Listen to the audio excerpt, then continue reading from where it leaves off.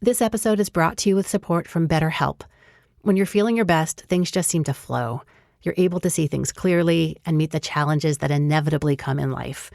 But sometimes life throws a curveball, or you may feel overwhelmed, or you're just not showing up the way you want to. Something needs to change, and you can't do it alone. Working with a therapist can help in all sorts of ways, from learning positive coping skills, how to set boundaries, how to navigate healthy relationships, to how to feel like the best version of yourself. If you're thinking of giving therapy a try, BetterHelp is a great option. It's convenient, flexible, affordable, and entirely online.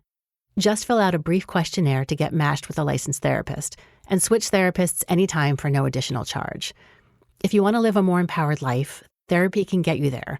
Visit betterhelp.com/nocturne today to get 10% off your first month. That's BetterHelp, HELP.com/nocturne. Hey there, it's Vanessa. I have a favor to ask. Have you ever been at home or somewhere else late at night and you heard a noise you couldn't identify or explain? I have, and it was unnerving. I want to hear about your experience with a mysterious sound in the night for an upcoming episode of Nocturne. So as soon as you're done listening to this episode, or even before, call me at 510-982-6959 and leave a message describing the sound, how you felt about it, what you did about it, and if you ever figured out what it was. Bonus points if you can recreate the sound using your voice. Again, that's 510-982-6959. Or send me a voice recording by email to vanessa@nocturnepodcast.org. Thanks.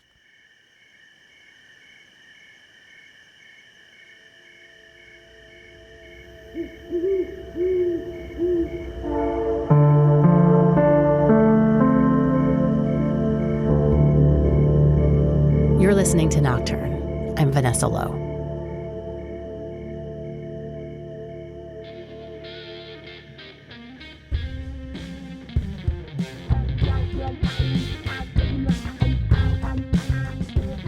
There are something like 4,000 strip clubs in the United States, with estimated revenue exceeding $7 billion a year. Despite this, and not surprisingly, many strippers and exotic dancers don't have a lot of labor protections or quote-unquote perks like childcare, paid time off, or access to healthy meals.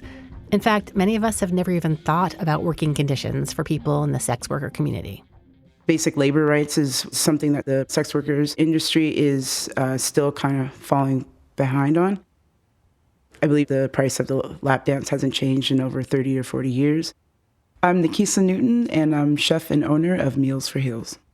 According to Nikeisah, Meals for Heels is the only meal delivery service that caters to the late-night sex worker community. File under professions I previously didn't know existed. Living in Portland, it's known for its strip clubs. It's known as Strip City. There's over 70-plus strip clubs in Portland. And being that it has a very innovative and bustling food scene with the carts and with pop-ups and with James Beard awarded restaurants here in the city, I just basically, did the math and put two and two together. Nikeisah saw a need and jumped in to fill it. I mean, if you look at a dancer, their job is, hella physically demanding. Most of them, when they get done with their set, are usually sweating, have a little sweat on them. They're putting their bodies through a lot just to perform on stage. And with that, I would think, they're burning up all that energy, all those calories, that they would like to eat something healthy. I first spoke with Nikeisah in late 2019, shortly after she started the business as a scrappy one-person operation. Before I could produce this episode, the pandemic hit, and I shelved it until now, as strip clubs are finally coming back to life. Back then, she offered 4 basic meals to dancers at the strip clubs of Portland. The I Like to Cha-Cha, the Freegan Vegan, the Verbal Tipper, and the GTP, which is Getting That Paper. Those last 2 meals are named very specifically for her target patrons. Paper is money, cheese, cheddar, stacks, and most of the women or men who are sex workers, they're working, they're hustling, they're working just like anybody else, and so they're getting that paper just like anybody else would at work. The verbal tipper is my experience when I was in kitchens or working in bars is when a customer who's like, oh, your eyes are beautiful, this, that, and this, you make an excellent drink, or that was a great dance. And then when it comes time to tip, that was their tip. They don't actually put down money because, we do work for money. They give you a verbal tip instead of actual dollar bills. Recently, Nikeisah has added 2 newer meals, the Magic City and the Money Bag, as well as an occasional special when she can work it in. Nikeisah's initial inspiration for Meals for Heels was an ex-partner who worked as a stripper. Spending time at the nightclub where her girlfriend worked, Nikeisah was struck by the emotional and physical toil of the job. She watched in dismay as her partner and her fellow dancers wolfed down greasy food because that was the only option available late at night. I was dating someone who was going to school full time. She was also interning, and then she danced to pay for school. In her downtime, when we'd hang out, she often had to choose between either taking a nap, getting ready for work, doing homework, or making food. So whether you want to call it my form of love language, I would often prepare the meals. I was just trying to, be a good partner to her. So there's a couple occasions where she asked if I could bring her food to the club because she was working late. And I did. And her coworkers took notice. They asked her, like, girl, what is that? What are you eating? Where'd you get that from? And she told her girlfriend made it and dropped it off. And so I just kind of thought, I thought that would work. I'm like, this is Portland, Oregon. We are the strip club capital of the United States. Other adult industries all over the place that I wouldn't have to be necessarily in every strip club. If I can just get, X amount, I think this could work. And so I kind of sat on the idea for a while. We broke up, and I think just trying to get myself back together, get back on my feet, I went with it. I had a job I was at that I didn't really enjoy. I actually got fired from it, and that literally was the catalyst. It sounds like a movie, but I remember I was getting out of the shower. My boss at the time called me to fire me, and I cleared off the foggy mirror, and I was just like, all right, I literally was like, it's go time. I'm going to go down to MISO, which is the Micro Entrepreneur Services of Oregon, which is a nonprofit that helps people who have businesses or start businesses. And I got the ball rolling, filed my business name, paid the $100 to the state of Oregon, and just went after it. I mean, you could say the rest is history. There's no other business like Meals for Heels right now. I believe in the United States, maybe the world.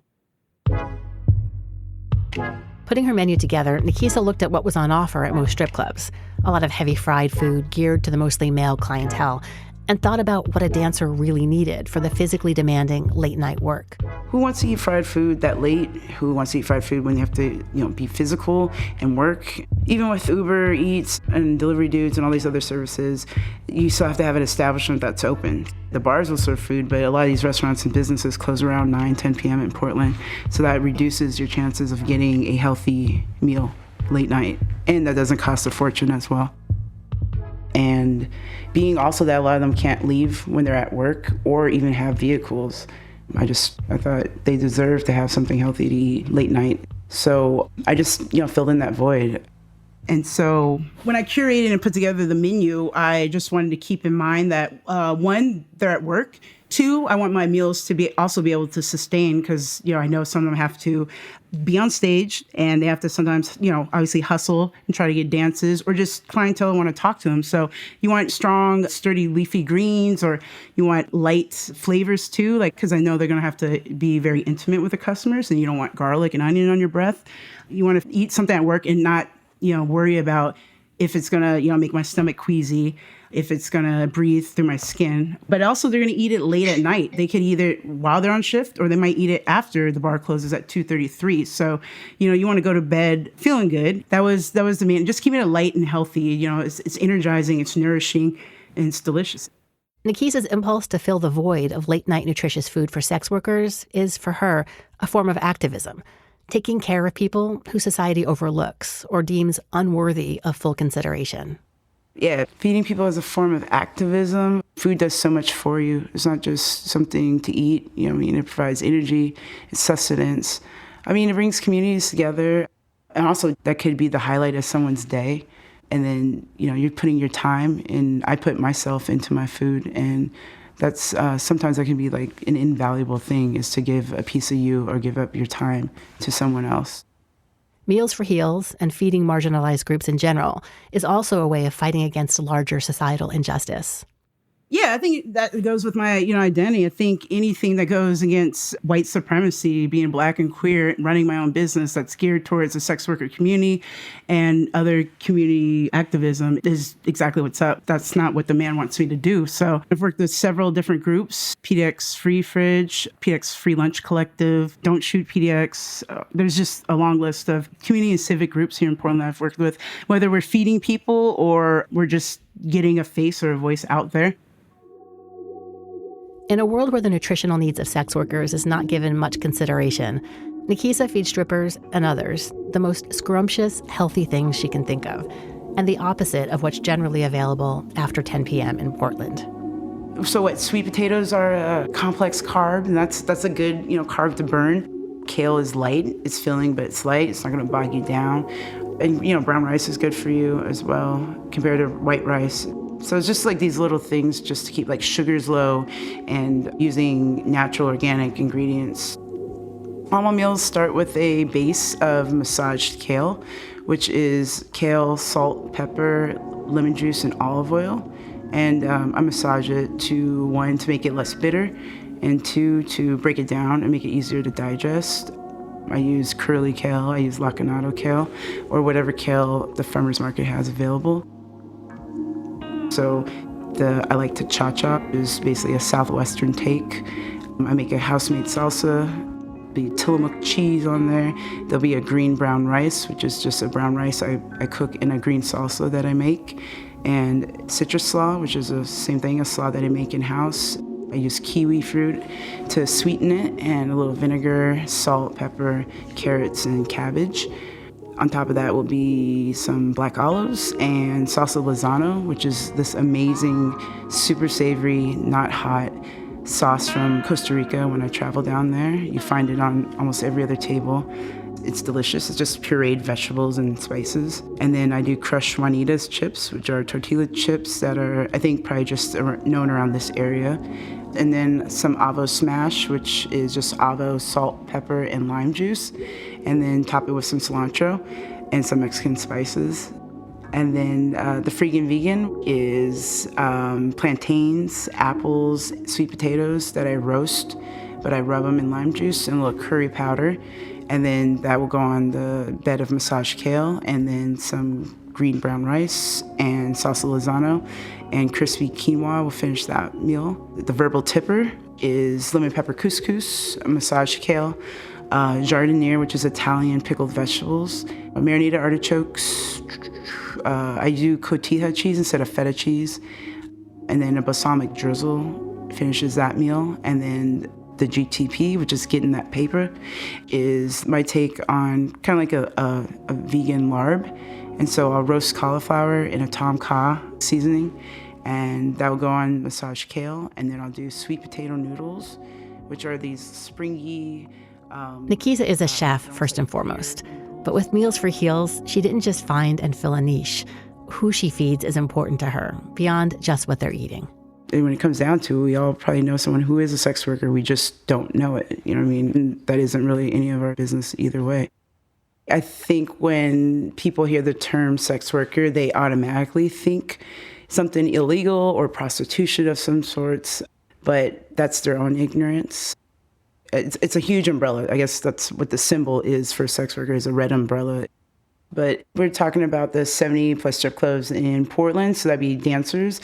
We're talking about, they also have private lingerie shows, which are private lingerie shows. I'm not actually quite sure what goes on there, but I believe that's under the sex worker umbrella. That can be cam work, that can be dominatrix, that could be erotic massages, that could be sub-dom relationships, power play, sugar daddies, stuff like that. Sex work is everywhere, and it shouldn't be stigmatized like it is, especially against the women all around the world. When it's about, for me personally, it's about supply and demand. If the demand wasn't there, then some of these women wouldn't have to be in the industry. And it's also they're not forced. Some of these women are choosing to be in this industry as well. I mean, I don't want to be the face. I'm not the face of sex workers. I'm not a sex worker. I'm a chef. So I don't ever want to speak for them. But I mean, I just have a lot of friends that were in the industry or that currently are in the industry, whether they were bouncers or bartenders or cocktailers or dancers. So I'm just trying to do my little part. I'm trying to feed them. I mean, they deserve to eat like anybody else.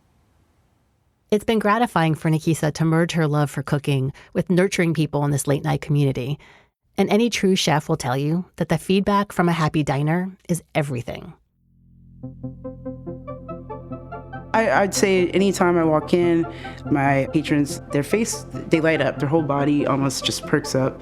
And they're just excited to see me as I am excited to have someone eat what I made and put, myself into. So, I mean, that always feels good. I don't get like sad faces when I walk in. So obviously excitement, whether it's just like they're hungry or they're ready to eat the food or they know how good the food's going to be, etc. So I try not to keep them waiting because nobody likes to be hangry. I feel like it's a very close-knit community, and I'm just, a fly on the wall. I'm on the outside looking in, but I appreciate the fact that, they've let me put my little foot in the door a little bit. Word of Meals for Heels has spread way beyond the Portland sex worker scene. I get messages almost every day or every other day from all over the world of usually women thanking me for what I do and wanting to have Meals for Heels in their area. I would love to expand, franchise. Ideally, it would be cool to have Meals for Heels be owned and ran by sex workers as a co-op, maybe. They can, buy into it. Each one could be ran by the sex workers in that area. And whether they have like some of the basic menu items or different menu items, it'd be cool if they, had control of that aspect, as well as personally just wanting to put 10 to 12 or 15% of revenue back into different communities of marginalized groups, whether that's Black women's health or that's trans rights or that's immigration rights or sex worker rights. I'd like to personally try to have that as like a business model.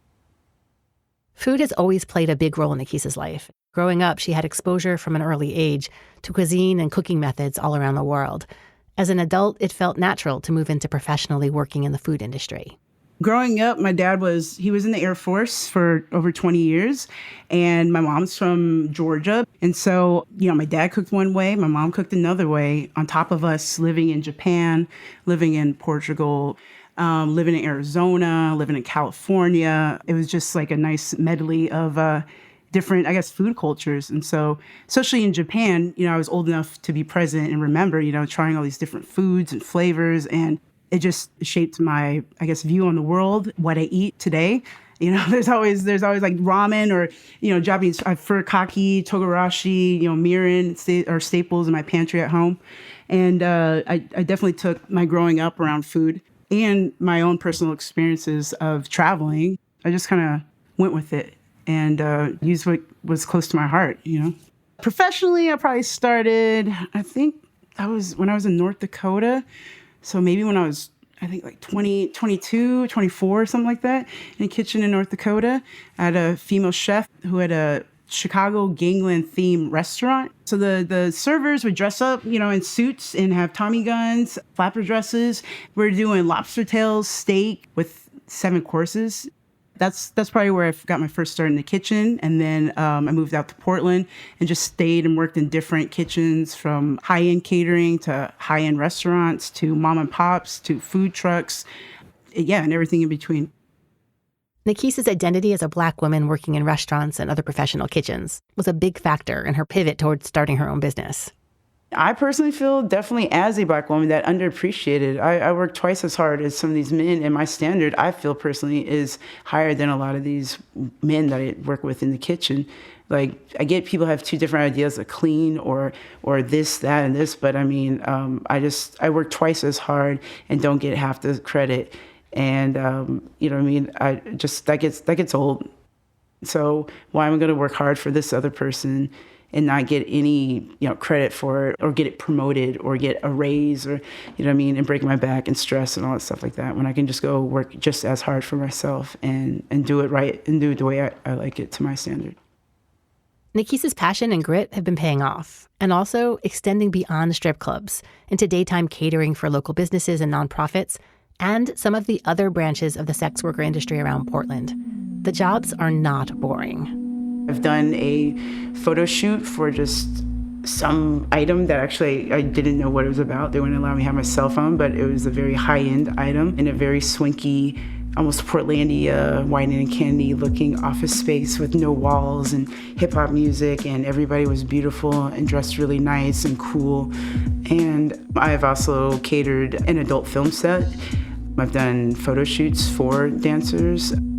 Recently at a photo shoot, when I came in originally, it was a more, 1950s, really conservative theme. They're shooting in the kitchen and whatnot, and the particular person was in a dress, a nice 1950s looking dress. And then after I set up the food and a couple minutes went by, the next scene was absolutely different. It was like hot tub, and it was very scantily clad, and we all kind of just whoa, that was a complete 360. And I don't know. I mean, she was beautiful regardless. I mean, everything looked great on her. That was just one of those contrast moments where it's just like, I'm really glad this is the industry I chose to be in, and I can't believe this is my life. I feel very grateful and lucky for what I do because they're very appreciative and grateful for what I do. But also, I don't have to wear a suit and tie. I can come as is. I can make my own hours. I get to be on, different types of sets, different type of atmosphere, different type of people. I like that, the fact that people are comfortable with their bodies. You know what I mean? That says a lot, whether it's, for self-image and self-esteem, and for women doing their own things, whether they're behind the camera or in front of the camera. It's nice to see that. And also, I'd say their community within community, like how they treat each other and how it's like a tight, knit group. While the workers at strip clubs and film sets often feel like family to Nikeisah, she's clear that Meals for Heels is a business. Whether I'm on a photo shoot or at an adult film shoot, there's this natural professionalism and respect, obviously that you give to each other when you walk into a scene like that. But there's also, it's very relaxed and at ease. Whether a dancer is like, hey, you can come sit at the rack. And I'm like, no, I want to retain some type of professionalism. And then you're obviously dealing with nudity. It's just, I don't know, I feel like it's unspoken respect on both sides. And also just handling money too, service and goods and whatnot. Nikeisah's day-to-day business activities look a lot like those of any scrappy, successful food entrepreneur, mostly. Wednesdays, I go to a farmer's market and pick up organic produce, or go attend events that are either sex worker themed or anything that will, help put Meals for Heels out there. Yeah, just I don't know, try to volunteer my time as well with different local groups.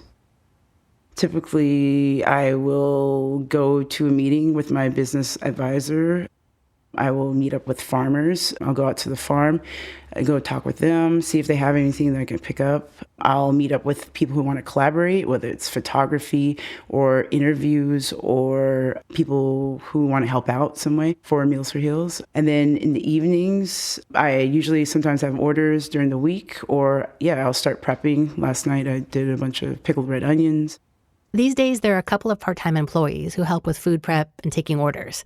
But Nikeisah still does everything else, including all the nighttime deliveries to dancers at strip clubs. It's important to her to connect with the people who eat her food. When I can, I definitely want to meet who I'm serving and, talk with them and touch base with them. Just building a bond, There's definitely times, if I'm not too busy, to stop and hang out. One, I would like to get compensated. Two, I like to meet who I'm delivering to as well.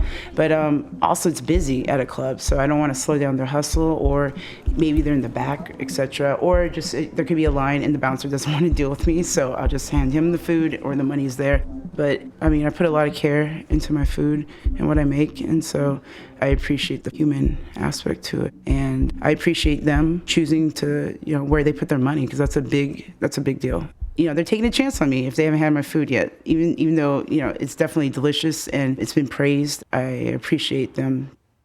Doing all the deliveries adds a personal connection to her meal service, but it makes for long days.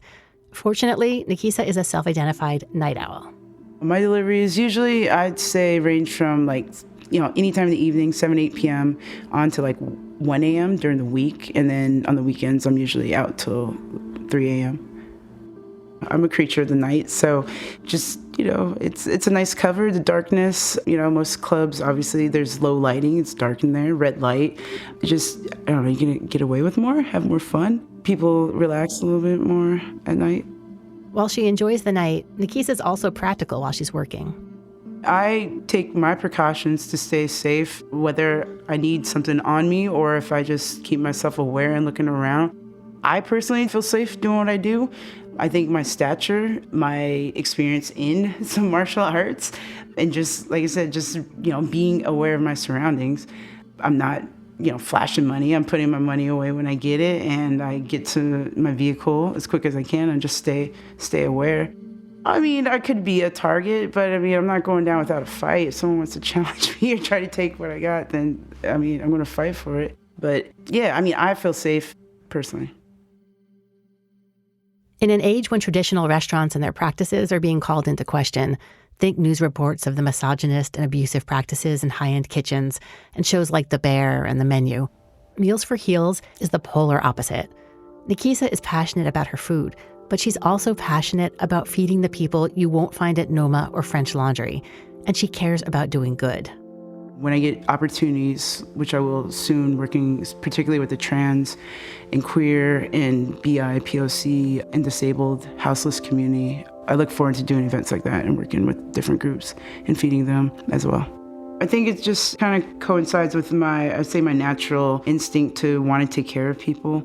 I was shocked to find out that there isn't any services available like Meals for Heels. And just a form of caring, taking care of community on different levels.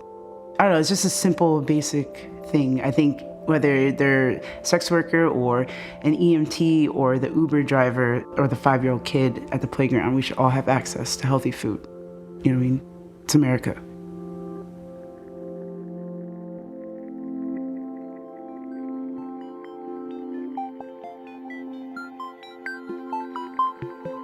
You've been listening to Nocturne. I'm Vanessa Lowe.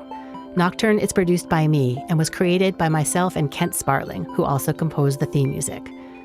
If you'd like to find out more about Nocturne, visit our website at nocturnepodcast.org, where you can see the beautiful original artwork for each episode. There's a link for Meals for Heels in the show notes for this episode. If you'd like to support Nocturne, which would make me so happy, go to patreon.com/nocturnepodcast. You can also go to nocturnepodcast.org/support for our PayPal link. Nocturne is a proud member of Hub and Spoke Audio Collective, a group of smart, well-crafted, independent podcasts. One of those podcasts is called Iconography. It's a tour of the icons, real and imagined, that define our sense of place and our understanding of the culture itself. Listen to Iconography wherever you listen to podcasts, and check out all the other shows in Hub and Spoke at hubspokeaudio.org. Till next time, thanks for listening.